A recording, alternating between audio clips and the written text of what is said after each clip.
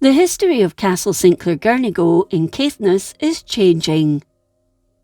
As further excavations take place, so new information is forthcoming and myths dispelled.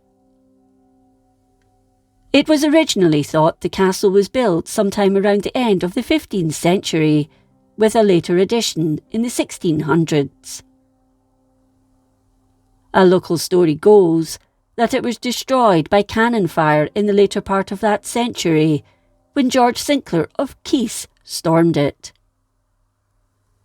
Another states that it simply fell out of favour and was abandoned after Oliver Cromwell's troops tried to destroy it.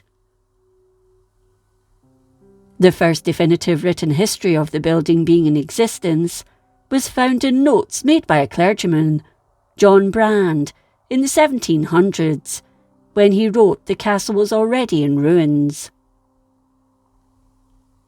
It's known that over a period of time, the castle changed. Additions were made and alterations took place in the face of military dangers or simply by the needs of fashion. But its use had ceased by the time of Brand's visit. In recent years, excavations on the site of the castle have unearthed more walls than previously had been thought to have existed, and foundations of other buildings have been discovered, leading to a rethink on when it was actually constructed.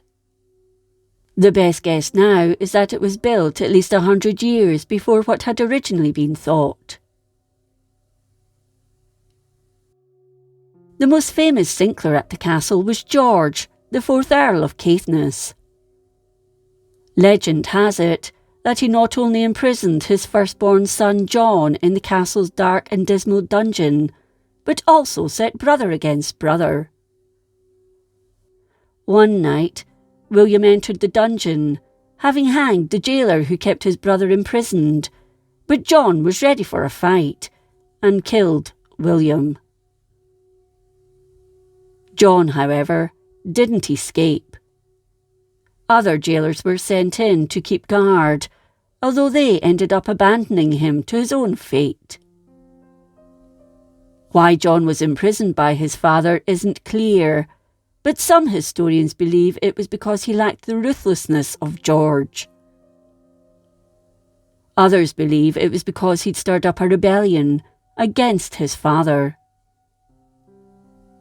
For this, legend has it, George took matters into his own hands.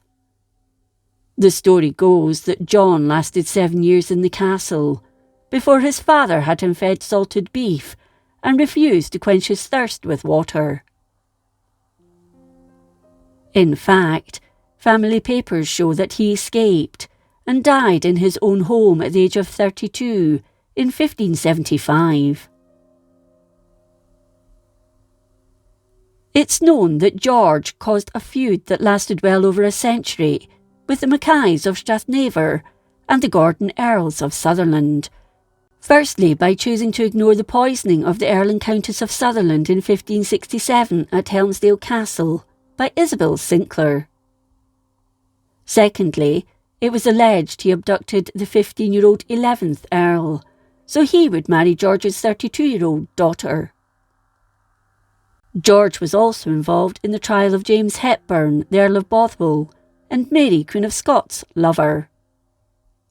Bothwell had been accused of having a hand in the murder of Mary's husband, Henry Stuart, Lord Darnley, in 1567, famously known as the Kirklefield Mystery.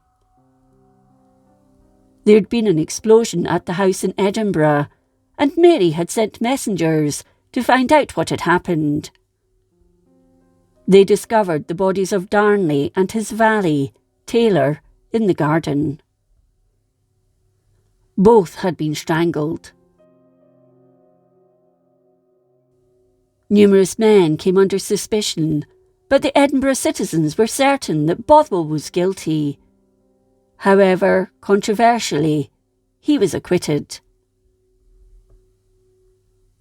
Between 1566 and 1572, George built Barrigill Castle at May, yet another status symbol to add to his collection, which was purchased by Queen Elizabeth, the Queen Mother, in 1952. George died in 1582, aged 55, in Edinburgh. His body was taken to Midlothian, and he was interred at Roslin Chapel. Another Sinclair to go down in history is the wicked Earl. Grandson of George and son of the incarcerated John, George was 5th Earl of Caithness, and it was said he had the jailers who'd guarded his father at Castle Sinclair Girnigoe killed. In 1592, he resigned the earldom, but this was re-granted to his son William and his heirs. William, however, died just a few days before his father, and the title passed to his son, John. At the time of his death in 1643, the wicked Earl was bankrupt, having spent his money on the castle and other estate lands.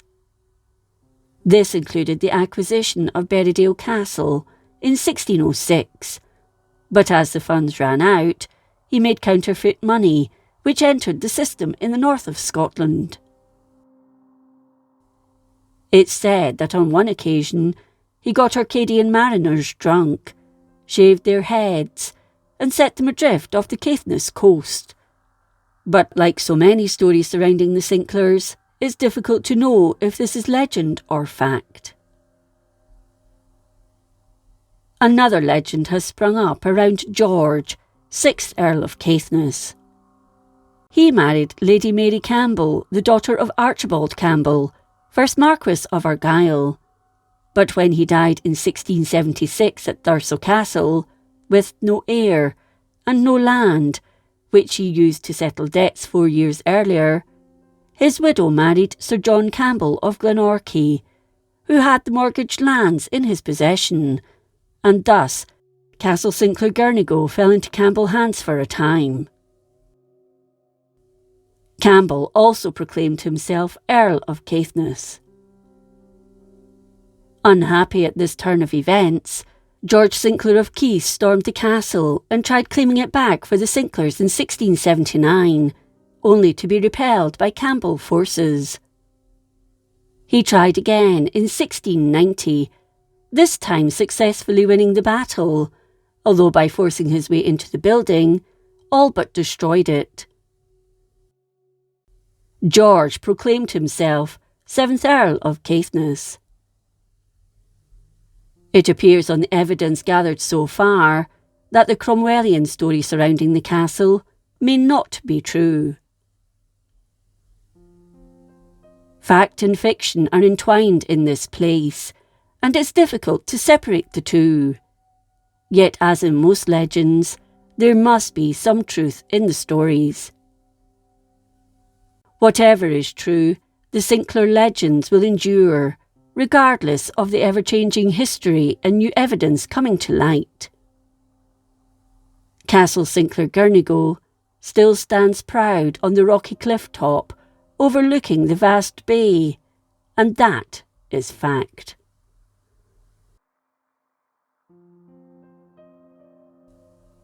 In 2018, visitor access to the castle became easier and safer thanks to a new footbridge.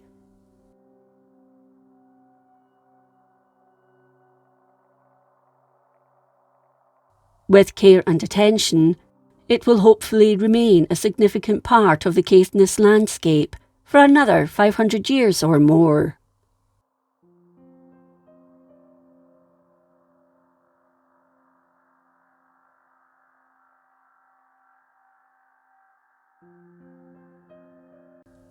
If you enjoyed this episode of Scotland's History, please like, comment and subscribe.